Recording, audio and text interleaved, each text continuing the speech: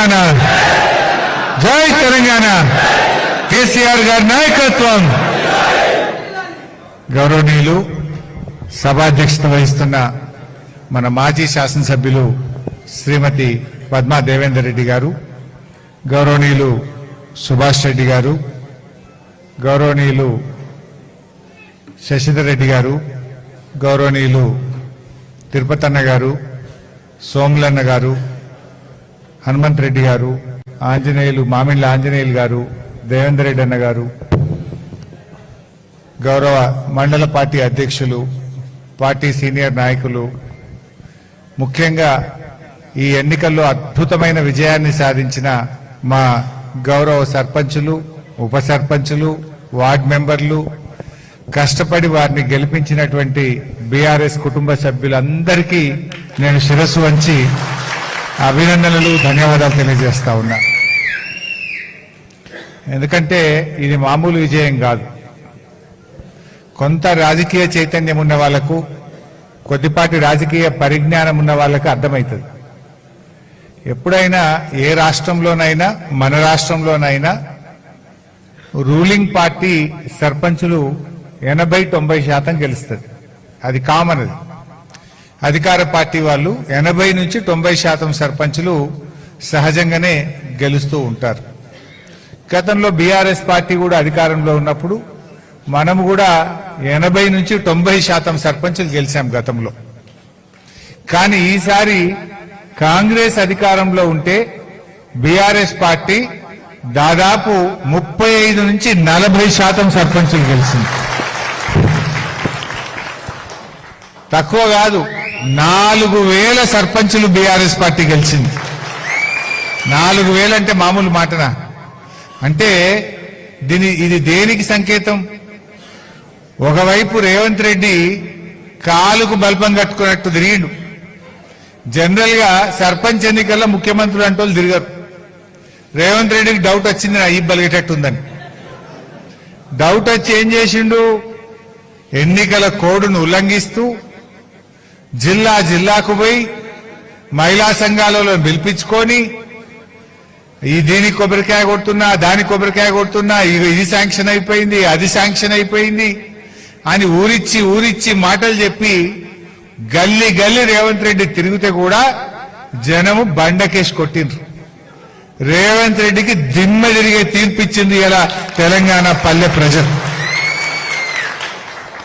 అంతా ఒక ముఖ్యమంత్రి తిరిగి కాళ్ళేళ్ళ పడ్డాడు. ఇక సిగ్గు లేకుండా ఎంత దారుణంగా మాట్లాడిందంటే, నేను చీరలు ఇచ్చినా మీరు చీరలు కట్టుకొని వచ్చి మా కాంగ్రెస్ కోటైంది అని చిల్లర మాటలు కూడా మాట్లాడాడు. అది నువ్వు 2 బతుకమ్మలకు చీరలు ఎగబెట్టినావు, అది ఇచ్చింది ఒక్కటి, ఇచ్చింది సగం మందికి, అది కూడా స్కూల్ యూనిఫామ్ లెక్క ఆశా వర్కర్లకు అంగన్వాళ్ళకి ఇచ్చినట్టు ఇచ్చిండు, ఒకటే కలర్. దాన్ని ఎవరు నచ్చలే. ఇంకా దాన్ని కట్టుకొని వచ్చి నా గుద్దుర్రి అన్నారు. గుద్దుడు గుత్తే 4000 సర్పంచులు బీఆర్ఎస్ గెలిచింది. ఇందాక ఎవరో మాట్లాడుతూ అంటుండ్రు, మా సెషన్ అని ఎవరు అన్నారు, ఇక రేపు ఎంపీటీసీ జెడ్పీటీసీ ఎలక్షన్ వస్తుంది, దాంట్లో కూడా మంచిగా గెలిపియాలని మా సోములను అంటున్నాడు. ఈ దెబ్బకి ఇక పెడతాడు, ఇక పెట్టడిగా ఇంకా పెడతాడు. ఈ సింబల్ లేని సర్పంచ్ ఎన్నికల్లోనే గుయ్యం అనిపించింది రేవంత్ రెడ్డిది. రేపు కారు గుర్తు కనబడ్డదనుకో మైండ్ బ్లాక్ అయిపోతుంది రేవంత్ రెడ్డి. గుద్ది చూపెడతారు జనం. కారు కనబడితే కేసీఆర్ కనబడతాడు, కారు కనబడితే బీఆర్ఎస్ కనబడుతుంది. రేపు నాకైతే నేను అనుకుంటున్నా, ఈ సర్పంచుల దెబ్బకు ఈ 4000 సర్పంచులు బీఆర్ఎస్ గెలిచినాక ఇంకా Revanth Reddy MPTC ZPTC election పెట్టే ధైర్యం చేస్తాడని అయితే నేను అనుకుంటలేను. ఎంత పోతాడు ఇక పెట్టాడు, 1-2 ఏళ్ళ దాకా పెట్టాడు, అసలే పెట్టాడు. ఇక నాకైతే ఒకటే, ఆయనకు ధైర్యం చాలుతుందని నేనైతే అనుకుంటలేను. కొద్దిగంత అకలు ఉన్నాయి, అర్థమైపోయాయి. అన్నం ఉడికిందా లేదా చూడనీకి ఒక మెతుకు ముట్టుకుంటే చాలు. జనరల్ గా 90% గెలవాల్సిన కాంగ్రెస్ 50% లోపే పరిమితమైందంటేనే ఇవాళ అర్థం చేసుకోవాలి. అర్థమైంది. ప్రజలకు బీసీ రిజర్వేషన్ 42% ఇస్తా అని మోసం చేసినావు, రైతులకు 15,000 రైతు బంధని మోసం చేసినావు, రైతులకు యూరియా ఇయ్యకుండా తిప్పలు పెట్టినావు, రుణమాఫీ సగం మందికి కూడా కాకనే పాయే, 2 పంటలకు రైతు బంధు ఎగ్గొట్టిండు, సన్న వడ్లకు బోనస్ ఎగ్గొట్టిండు. ఎవరికి దళిత బంధు బంద్ అయిపోయింది. దవాఖాన పోతే కేసీఆర్ కిట్ బంద్ అయిపోయింది. చెరువులలో చేప పిల్లలు పోస్తలేరు. గొర్రె పిల్లల పథకం బంద్ అయిపోయింది. నువ్వు చేసిందేమున్నది? ఆడోళ్ళకు ఫ్రీ అన్నావు, మగవాళ్ళకు డబుల్ టికెట్ కొట్టావు. ఆడోళ్ళకు ఫ్రీ అంటే మగవాళ్ళకు డబుల్ టికెట్ కొడుతుంది. ఇంకే నువ్వు చేసిందేంది? నువ్వు కొత్తగా ఇచ్చిందేమున్నది? కేసీఆర్ ఉండంగా ఎప్పుడన్నా యూరియాకు తిప్పలైందా? కేసీఆర్ ఉండంగా వడ్లమ్మనికి ఎప్పుడన్నా తిప్పలైందా? ఏం గోసపెడుతుండ్రు రేవంత్ రెడ్డి? యూరియాకు తిప్పలే, పండిన వడ్లు అమ్మాలంటే తిప్పలే, మక్కల పైసలకు ఎదురు చూడాలి, రైతు బంధు రాదు, బోనస్ బోగస్. ఇంకా నాకు ఓట్లు ఎత్తారంటే ఆడికెళ్ళి ఎత్తారు. ఇవి గెలిచినవి కూడా ఎన్ని రకాల తిప్పలు పెట్టిండ్రు. పోలీసు వాళ్ళు ఒక దిక్కు, గుండాగాన్లు ఒక దిక్కు, భయభ్రాంతులు గురి చేస్తూ, అధికార దుర్వినియోగం చేస్తూ, ముఖ్యమంత్రి కాలుకు బల్పం కట్టకుండా తిరుగుడు. ఇన్ని కథలు భాగంగా కూడా నువ్వు 50% గెలవకపోతుంది. దీన్ని బట్టి అర్థమైతలేదా? ఎటున్నది? మళ్ళా కేసీఆర్ రావాలని ప్రజలు కోరుకుంటున్నారు. మళ్ళీ కేసీఆర్ ముఖ్యమంత్రి కావాలని ఇలా ప్రజలు కేసీఆర్ గారి వైపు ఎదురు చూస్తున్నటువంటి పరిస్థితి ఉన్నది. అయితే ఈరోజు ముఖ్యంగా నేను సర్పంచ్లను కోరేది ఒక్కటే, ఎదిగితే ఒదగాలంటారు పెద్దలు. ఏం చెప్పిండ్రు? ఎదిగితే ఒదగాలి. గెలుపు అనేది మన బాధ్యతను పెంచుతుంది. గెలువంగానే కొంతమంది అంగిలాగు మార్చేస్తారు, కొత్త బట్టలు కొట్టిస్తారు, బూట్లు కొంటారు, అద్దాలు కొంటారు, పైకి చూస్తారు, కొత్త మోటార్ సైకిల్ కొంటారు. ఇవన్నీ ఏం చేయొద్దు. మనం ఏం చేసినా కూడా రోజు పొద్దుగాలు లేచి మెలక్కొస్తారు ఏదో పని ఉన్నట్టు. మన పని గ్రామ పంచాయతీ. ఏదన్నా కొద్దిగా పని ఉంటే మండల ఆఫీస్లో వారంకో 3 రోజులకో పోవాలి. కానీ రోజు పొద్దుగాలు లేచి కడకి బట్టలు వేసుకొని మోటార్ సైకిల్ కిక్ కొట్టుకొని మెదక్లో పడద్దు. మనం ఊళ్ళోనే పని చేసుకోవాలి. ఎదిగితే ఒదగాలంటారు. మాట మంచిగా ఉండాలి, ఇంకా ప్రేమగా ఉండాలి, ఇంకా మంచిగా నవ్వు ముఖంతో మాట్లాడాలి. కొన్ని పనులు అయితాయి, కొన్ని కావు. అయినంత వరకు చేస్తూ ఉండాలి. ప్రేమతో మాట్లాడుతూ ప్రజలకు అందుబాటులో ఉంటూ మంచి సేవ చేసి మంచి పేరు తెచ్చుకోవాలి. పదవులు కొంతమందికే వస్తాయి. ఒక్కొక్కరు తక్కువ కొట్లాడినరా? మీరు 5 నలుగురు పోరాటం చేయంగా మీరు గెలిచిందంటే మీ మీద ఎంతో నమ్మకంతో ప్రజలు గెలిపించారు.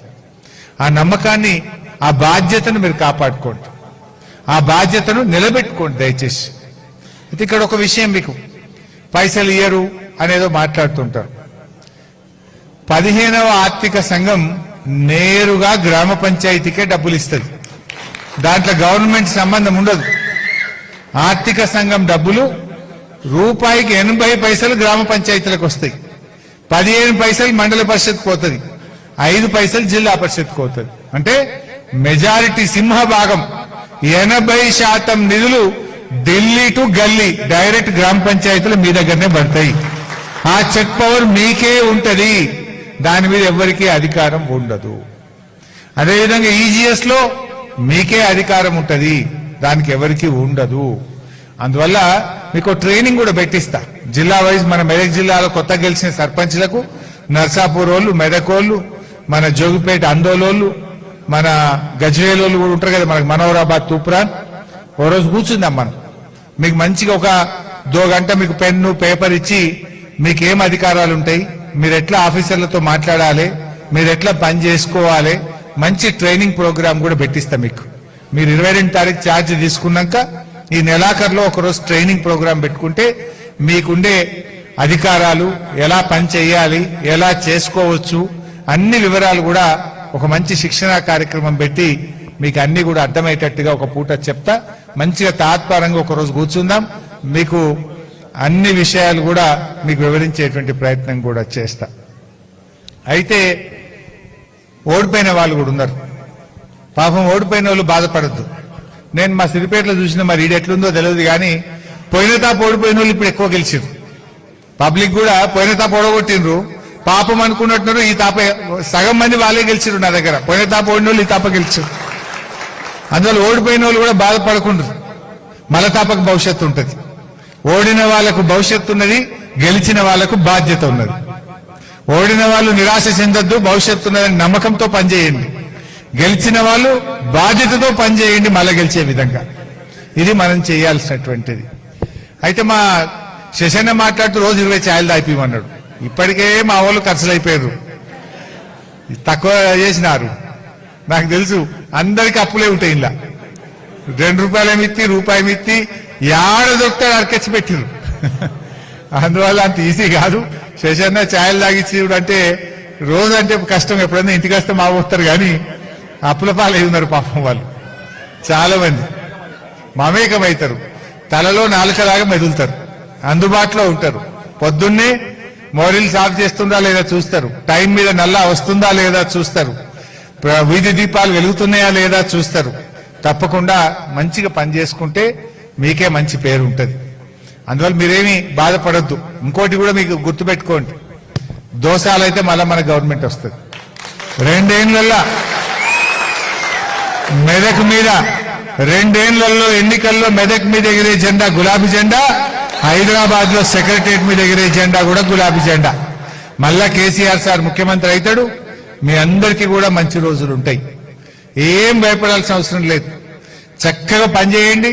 దోసాల తర్వాత మన గవర్నమెంట్ రాగానే మెదక్లో బీఆర్ఎస్ ఎమ్మెల్యే ఉంటారు, నేనుంటా, మన కేసీఆర్ ఉంటాడు. మీకు ఏం పనులు ఏమైనా మిగిలిపోతే కూడా నేను చేసి పెడతా. ఎవరు అధైర్య పడకండి, ఉన్నకాడికి దండాడుండ్రి, చెయ్యండి. నిధులు ఎట్లా రాబట్టాలనో నేను చెప్తా, మీకు ట్రైనింగ్ ఇస్తా. ఏ రకంగా సాధించాలనో మీకు ట్రైనింగ్ ఇస్తా. మళ్ళా 2 ఏళ్ళు అయితే బీఆర్ఎస్ వస్తుంది, కేసీఆర్ సార్ వస్తాడు. ఇంకేమైనా మీరు మాట ఇచ్చినవి ఉంటే అవతల 3 ఏళ్ళు ఉంటుంది మీకు. మొత్తం 5 ఏళ్ళు కదా, 3 సార్లు ఉంటుంది అవతల. మీకు చూసుకుందాం అప్పుడుగా. ఇంకేమైనా మిగిలిపోయినవి ఉంటే అప్పుడు నేను చేపిస్తా మీకు. మీరేం బాధపడాల్సిన అవసరం లేదు. ఇక అదే విధంగా కొత్తగా కూడా ఎవరిని తీసుకోవద్దు, మా ఓడిపోయిన వాళ్ళని కూడా కాపాడుకోవాలని అన్నారట. ఈ బీఆర్ఎస్ వచ్చినాక కూడా మీరే మాకు సర్పంచులు, మీ చేతి మీదకి వెళ్ళే గ్రామాలు నడుపుతాం, మీ గౌరవాన్ని కూడా తప్పకుండా కాపాడుకుంటాం. మీరెవరు కూడా అధైర్యపడొద్దని చెప్పి కూడా నేను ఈ సందర్భంగా తెలియజేస్తా ఉన్నా. మరి ఈరోజు కాంగ్రెస్ వాళ్ళు చాలా గుండాగిరి దాదాగిరి చేశారు. పోలీసులను ఇష్టం వచ్చి వాడుకున్నారు. ఇక కొంతమంది ఎమ్మెల్యేలు అయితే మీ ఊరికి నేను రానేరని మీ ఊరు ముఖమే చూడడం సర్పంచ్ గెలిపియపోతా అన్నాడు. ఒక మంత్రి అయితే మీ ఊరికి ఇల్లు ఇచ్చేది లేదు, ఏమి ఇచ్చేది లేదని. అయ్యా జాగిరా నువ్వు ఇచ్చినందుకు? ఇది ప్రజల సొమ్ము, ప్రజలు ప్రభుత్వానికి పన్నులు కడితే ఉండే ప్రజల సొమ్ము. అది మీ ఊరికి అనడానికి నువ్వెవరివి? ఇంకొక ఎమ్మెల్యే, ఆయన ఏదో ఊరు, ఆయన అయితే కుర్చీ వేసుకొని కూర్చున్నాడు ఆడ పోలింగ్ బూత్ కాడ. పోలింగ్ బూత్ కాడ ఎమ్మెల్యే కూర్చున్నాడు. ఇక అయితే వంగి వంగి దండం పెట్టుండు, లేకపోతే బెదిరిస్తుండు. నేను అడుగుతున్నా ఎమ్మెల్యేను, ఇప్పుడు సర్పంచ్ ఎలక్షన్లప్పుడు వచ్చి కృషి చేసుకొని కూర్చుంటున్నారు. మరి యూరియా దొరకనప్పుడు కోఆపరేటివ్ పిఎస్సిఎస్ ఆఫీస్ కాడ కృషి చేసుకొని కూర్చుంటే ఇప్పుడు ఓట్లు లేకపోదురా? యూరియా దొరకనప్పుడు, వర్షం పడుతుంటే తడుచుకుంటా లైన్లలో నిలబడ్డప్పుడు, పండుగ పూట కూడా పండుగ నిడిచిపెట్టి పొద్దున్న దాకా లైన్లో నిలబడ్డప్పుడు ఈ కాంగ్రెస్ మంత్రులు, ఈ కాంగ్రెస్ ఎమ్మెల్యేలు ఎందుకో కృషి చేసుకొని అప్పుడు కూర్చోలేదు? మా పిల్లలు పురుగులన్నం మాకొద్దని రోడ్డు ఎక్కుతుంటే, మా పిల్లలు గురుకుల పిల్లలు దవాఖానల పాలవుతుంటే ఈ కాంగ్రెస్ మంత్రులు ఎమ్మెల్యేలు ఎందుకో గురుకులాల కాడ కృషి చేసుకొని కూర్చోలేదు? వడ్లు తడిసిపోయి కొనకపోతే ఆ వడ్ల కొనుగోలు కేంద్రంలో ఈ కాంగ్రెస్ ఎమ్మెల్యేలు వచ్చేందుకో కృషి చేసుకొని కూర్చోలేదు? గప్పుడు కృషి చేసుకొని కూర్చుంటే ఇవాళ ఆ పోలింగ్ బూత్ కాడ సర్పంచ్ ఎలక్షన్ల కాడ కృషి చేసుకోవాల్సిన అవసరం ఏంది? రేవంత్ రెడ్డి 4000 పింఛన్ అవ్వా తాతలకు ఎందుకు ఇస్తలేవని రేవంత్ రెడ్డి ఇంటి ముంగట ఈ ఎమ్మెల్యేలు ఎందుకో కృషి చేసుకొని కూర్చుంటలేరు? రేవంత్ రెడ్డి ఆనాడు బాండ్ పేపర్ రాసిచ్చినాం, అక్క చెల్లెలకు 2500 మహాలక్ష్మి కింద నెలకి ఇస్తామన్నాం, 2 ఏళ్ళు అయింది 60,000 బాకీ పడ్డాం అని రేవంత్ రెడ్డి ఇంటికాడ ఎందుకో కృషి చేసుకొని కూర్చోరు? గాడ కృషి చేసుకొని కూర్చుంటే పోలింగ్ బూత్ కాడ కుర్చీలు వేసుకొని కూర్చోవాల్సిన అవసరం లేదు. అది ఈడ కుర్చీలు వేసుకున్నా, వంగి దండాలు పెట్టినా, బెదిరించినా, పోలీసుల్ని వాడినా ప్రజలు తెలివైన వాళ్ళు మిమ్మల్ని బండకేసి కొట్టిండ్రు, బీఆర్ఎస్ పార్టీని గెలిపించారు. ఇప్పటికైనా కళ్ళు తెరువుంది. మీరు బెదిరించాల్సింది ప్రజల్ని కాదు, మీరు బెదిరించాల్సింది రేవంత్ రెడ్డిని. నువ్వు ఫుట్బాల్ షోకులు కాదా రేవంత్ రెడ్డి? నువ్వు ఆడుకోవడానికి 5 కోట్లతో స్టేడియం కట్టుడు, వాళ్ళు మెస్సీని పట్టుకురావడానికి 100 కోట్లు ఖర్చు పెట్టుడు, అందాల పోటీల మీద 100 కోట్లు పెట్టుడు. అందాల పోటీలు ఎవరికి కావాలి? నువ్వు నీ మన్మడు ఫుట్బాల్ ఆడే షోకులు ఎవరికి కావాలి? ప్రజలకు పేదలకింత కడుపు నిండి అన్నం పెట్టు. చెప్పిన ప్రకారంగా బోనస్ పైసలు ఇయ్యి. ఇచ్చిన మాట ప్రకారంగా అవ్వా తాతలకు 4,000 పింఛన్ ఇయ్యి.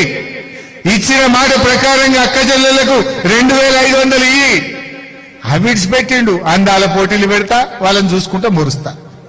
అవి విడిచిపెట్టిండు. నేను నా మన్మడు ఫుట్బాల్ ఆడతా, మీరు నన్ను చూసి మురుగుండ్రి. నువ్వు ఫుట్బాల్ ఆడితే గంగల పడితే మాకింది. నువ్వు బాండ్ పేరు రాసిచ్చింది మాకు ఇస్తావా ఇయ్యవా అని మేము అడుగుతున్నాం. దాని సంగతి చెప్పాలి రేవంత్ రెడ్డి. అవునా కాదా? దానికోసం మేము కొట్లాడతాం, బరాబర్ గట్టి కొట్లాడతాం. అరే ఇప్పుడు గణపురం నీళ్లు ఇత్తదా ఇయ్యడా ఇదివరకు చెప్తలేడు. పాపం పాపన్నపేట్ల బోర్ల మీద బోర్లు గుర్తురు. బీఆర్ఎస్ ఉండగా ఎప్పుడన్నా నీళ్ల కోసం ఎదురు చూసిండ్రా? బోర్ బండి వచ్చిందా ఎప్పుడైనా పాపన్నపేటకో అవేలి గణపూర్కో మెదక్ రూరల్ మండలం మొఖాన బోర్ బండి వచ్చినారే? మీరు అసలు జీబు గట్టు లేదు, హైదరాబాద్ వచ్చుడు లేదు. కేసీఆర్ ఉన్నాడు బరాబర్. యాసంగి పంటకు మీకు నీళ్లు వచ్చినాయా లేవా ఆ రోజు? మరి వాళ్ళు ఏమైంది? ఇంతకాలం అయితే కూడా యాసంగికి నీళ్ళు ఇస్తారా ఇయ్యరా? ఎవడు చెప్పాడు? చెప్పుకుందామంటే దిక్కు లేదు, అడిగేటోళ్ళు లేకుండా అయిపోయింది. మరి మనం కదా పోరాటం చేయాల్సింది. బీఆర్ఎస్ కదా 10 ఏళ్ళు నీళ్లు ఇచ్చింది. గణపురం ఆనకట్టును బీఆర్ఎస్ కదా ఆధునీకరించింది. చెక్ డ్యాములు కట్టి మంజీరా మీద, హల్దీ మీద, బంగారమూల పంటలు వెంటేట్ చేసింది బీఆర్ఎస్ కదా. ఎవరు చేసిండ్రు? కాంగ్రెస్ వాడు ఎప్పుడైనా కట్టిండా? దయచేసి మీరు ఆలోచన చేయండి. ఎలా కరెంటు కూడా మున్పట్లెక్క వస్తలేదు. 13-14 గంటల కరెంట్ వస్తలేదు. బాయిల కాడ రాత్రిపూట కరెంటే ఉంటలేదు. మళ్ళీ చాలా ఇబ్బందులు వస్తా ఉన్నాయి రైతుల కోసం. పోరాడదాం, గట్టిగా పోరాడదాం, రైతుల పక్షాన నిలబడదాం. 6 గ్యారంటీల అమలు కోసం కూడా ప్రభుత్వం మీద పోరాడదాం, ప్రజల పక్షాన్ని నిలబడదాం. మీరు మంచిగా సర్పంచ్గా గెలిచిన మీరందరూ కూడా బాగా పనిచేయండి. ప్రజలతో మమేకమై మన ప్రభుత్వాన్ని ప్రశ్నిస్తూ మన బీఆర్ఎస్ పార్టీని మనం చక్కగా మరి బలోపేతం చేసుకోవాలి. ఎందుకంటే ఎప్పుడు ఎన్నికలు వచ్చినా నాకు తెలిసి ఇప్పుడు అర్థమైంది మెదక్ ప్రజలకు కూడా. మెదక్ ప్రజలు ఏం కోల్పోయినరో ప్రజలు గ్రహించిండ్రు. రాష్ట్రంలో ప్రజలు గ్రహించిండ్రు. రాష్ట్రంలో కూడా కేసీఆర్ కావాలని చూస్తుండ్రు. మెదక్ లో కూడా మా బీఆర్ఎస్, మా గులాబీ జెండా కావాలని ప్రజలు ఎదురు చూస్తున్నటువంటి పరిస్థితి. ఎవరు ఎక్కడైనా ఇబ్బంది పెడితే మా సర్పంచ్ గారినో, మా ఉప సర్పంచ్ గారినో, మా వార్డు మెంబర్నో ఇబ్బంది పెడితే మన నాయకులకు చెప్పండి. అంత కాదంటే నాకు ఒక మెసేజ్ పెట్టండి, నేను డైరెక్ట్ గా మీకు అండగా ఉంటా. ఎవరు తెరువు వచ్చినా బీఆర్ఎస్ పార్టీ ఊరుకోదు. మన లీగల్ సెల్ ఉంటుంది, మేమందరం కూడా మీకు అండగా ఉంటాం. అర్ధరాత్రి అపరాత్రి ఏ సర్పంచ్ గారికి, ఏ బీఆర్ఎస్ కార్యకర్తకు ఎవరికి కష్టం వచ్చినా మేమందరం కూడా అండగా ఉంటాం. ధైర్యంగా ఉండండి. ఎవడన్నా మీ ఊళ్ళో జాదా హుషారు చేసినా, మీ మండలంలో, మీ నియోజకవర్గంలో మిమ్మల్ని తిప్పలు పెట్టే రాసి పెట్టుకోండి. 2 ఏళ్ల తర్వాత వచ్చేది మనమే, వడ్డీతో సహా వానికి చెల్లిద్దాం. ఎవరిని ఇచ్చిపెట్టేది లేదు. పోయిన 10 ఏళ్ళు ఊకున్నాం. ఎంతసేపు పని పని పని పని పని మీద పడ్డాం మనం. కానీ ఈ తాప పని చేస్తాం, ఎవడెవడైతే మనం తిప్పలు పెట్టిండో వాని పని కూడా చేస్తాం. ప్రజలకు పని చేస్తాం, తిప్పలు పెట్టిన పని కూడా చేద్దాం. ఇక ఇటు 2 పనులు చేద్దాం. ఈ తాప పోయిన తాప ప్రజల పని ఒక్కటే చూసినాం. ఎందుకంటే మనని ఇంత ఇబ్బంది పెడుతున్నారు. నాకు పాపం ఎన్ని ఫోన్లు వచ్చినాయో పాపన్న పెట్టుకెళ్ళి ఆ ఎస్ఐ తీసుకుపోయి ఏమనుకుంటుండో గల్ల పట్టుకొని మనం తీసుకుపోయి లోపల కూర్చుండ పెడుతుండట. మనల్ని కొడబాకలో మన కార్యకర్తల్ని బాగా ఇబ్బంది పెట్టిందని నాకు మొన్న మనవులు కలిసినప్పుడు చెప్తున్నారు. ఇట్లా చాలా ఊర్లలో నాకు ఫోన్లు వచ్చినాయి. ఆఫీసర్లు కానీ వాళ్ళు కూడా గుర్తుపెట్టుకోవాలి, పోలీస్ అధికారులు. ఈ గవర్నమెంట్ రేవంత్ రెడ్డి శాశ్వతం కాదు. గవర్నమెంట్ అనేది ఇవాళ వస్తుంది, రేపు పోతుంది. అధికారులు మీరు శాశ్వతంగా ఉండాలి, చట్టబద్ధంగా పనిచేయాలి, న్యాయబద్ధంగా నిలబడాలి. కానీ రేపు తేడా వస్తే మా గవర్నమెంట్ వచ్చినాక మీ సంగతి కూడా తేలుస్తామని చెప్పి కూడా నేను హెచ్చరిస్తా ఉన్నా. అందువల్ల మీరు ఎక్కడ భయపడాల్సిన అవసరం లేదు. సర్పంచులుగా మీకు పూర్తి అధికారాలు ఉంటాయి. మీరు మండల అధికారులైనా, మండల స్థాయిలో, జిల్లా స్థాయిలో ఏ అధికారులనైనా నిక్కచ్చిగా నిలదీయండి, మీ హక్కుల కోసం అడగండి. తేడా వస్తే మా దృష్టికి తీసుకురండి, మేం వాళ్ళను ఆ అధికారులు అంతు చూస్తాం, వారి సంగతి తెలుస్తామని చెప్పి కూడా మనం చేస్తా ఉన్నా. సో అందువల్ల ఎక్కడ మనకు ఇబ్బందులు ఉండవు, భవిష్యత్తు మనదే. మళ్ళీ వచ్చేది బీఆర్ఎస్ గవర్నమెంటే. మంచిగా పనిచేయండి, ప్రజలతో మమేకం కండి, ధైర్యంగా ముందుకు సాగండి.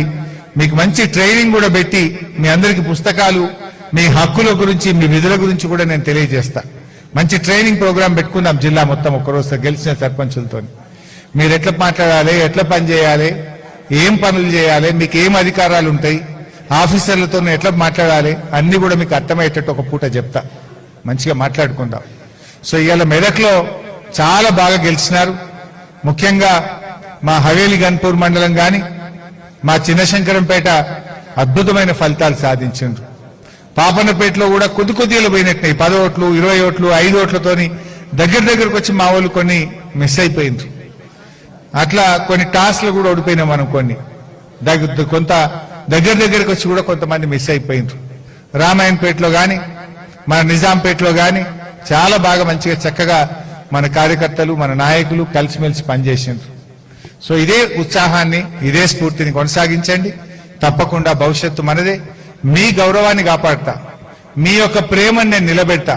మీరెంతైతే కష్టపడి ఇలా గవర్నమెంట్ లేకపోయినా భయపడకుండా పేగులు లేదాకా చివరి